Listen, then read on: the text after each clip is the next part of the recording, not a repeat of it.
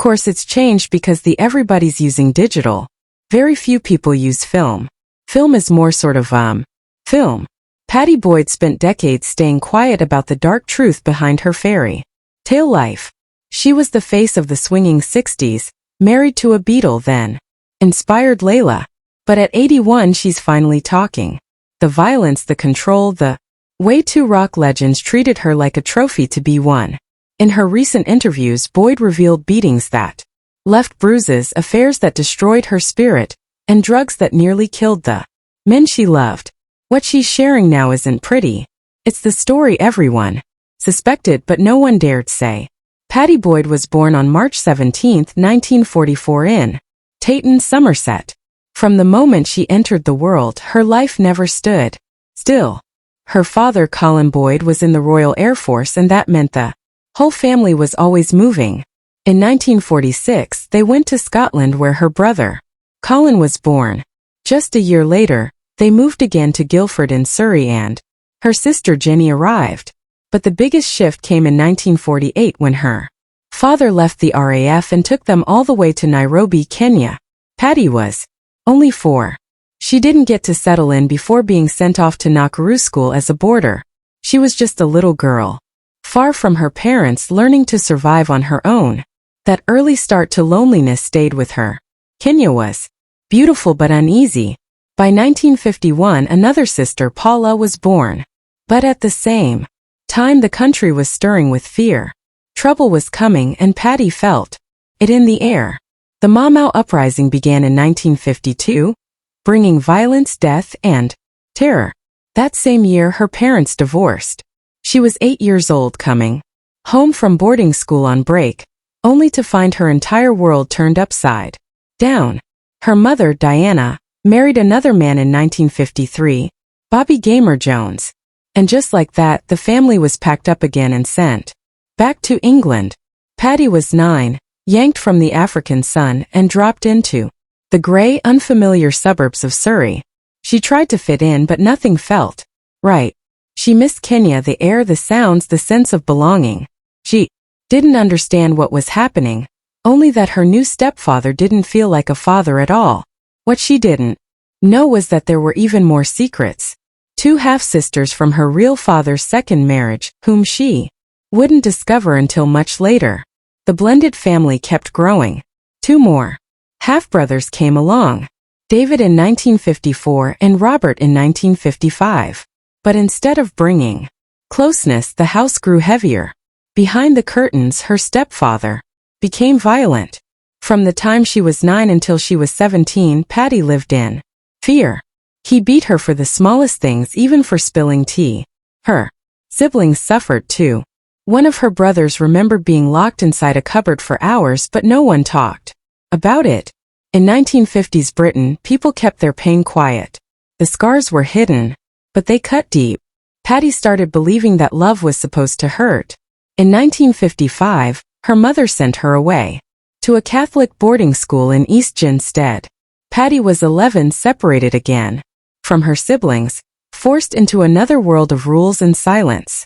Her Kenyan accent made her stand out, and the other girls bullied her for it. She moved from one school to another, Hazeline in Putney, then St. Martha's in Hertfordshire. But nothing felt stable. She left school in 1961 with just 3 O-levels. She felt like a failure, like she had no direction, even though she quietly dreamed of becoming an artist. But those dreams felt impossible in a world that didn't believe in girls like her. That same year, she turned 17 and ran away from home. London was buzzing with life. She got a job at Elizabeth Arden Salon on Bond Street, washing hair for rich women and earning barely $2 a week. It wasn't glamorous, but it gave her a taste of beauty and fashion. Then one day in 1962, something unexpected happened. A woman from Honey magazine saw her and said she should try modeling. It was a strange idea. Pattie had been told her teeth were too big, her look too odd, but she tried. Anyway, she joined an agency and started getting work. By 1963, she was appearing in Vogue. Her style was effortless. Straight hair, long lashes, soft lips. But it didn't come easy. The hours were long, the money was low, and the pressure to be perfect never stopped. She still worked 9-hour shifts at the salon, building the look that would soon define a decade. Her big break came when she met George Harrison in 1964 on the set of A Hard Day's Night. That moment changed everything. Modeling pulled her into a new world of lights and fame. She became the face of swinging London, her gappy smile now seen as charming and different, but she still had to fight.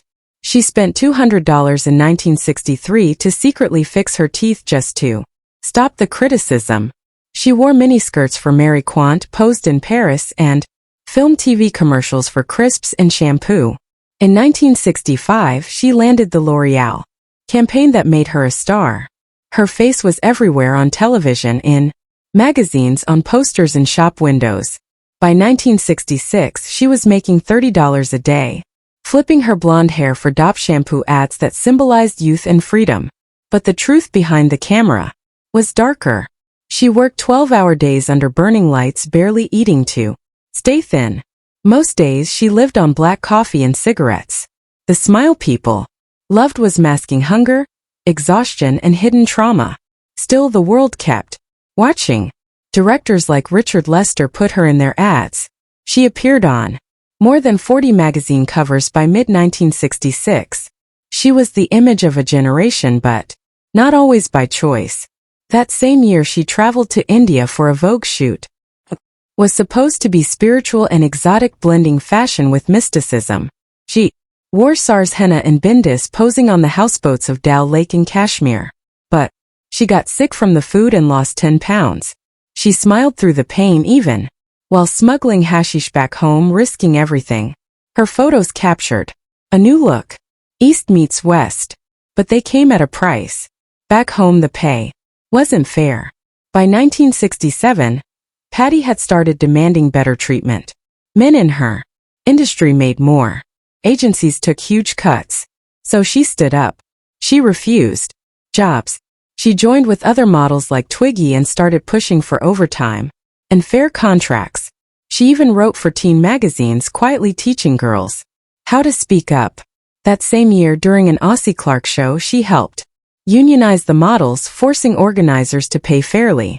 She earned $2,000 that year, which felt big, but it was still a battle. Behind the scenes, her body was paying the cost. Since 1964, she had been using pills, amphetamines, to stay skinny. The black bombers kept her from eating, but they also gave her shakes, panic, and heart palpitations. Agencies handed them out like sweets. By 1967, she quit after a scare. Her body couldn't take it anymore. Things only got worse in film. In 1964, on the set of A Hard Day's Night, she was harassed by crew members. And it didn't stop there.